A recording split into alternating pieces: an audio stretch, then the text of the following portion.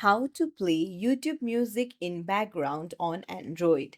Hey everyone, welcome back to the channel. If you are new here, don't forget to hit the subscribe button and turn on the notification bell to not miss any updates. So let's dive right in. First things first, you'll need to go to the settings and then scroll down and then tap on apps. Now, on the search bar on the top, search for YouTube music. Okay, so search for YouTube Music, tap on it, and then you can see set as default option, tap on it, and then make sure that open supported links is toggled on.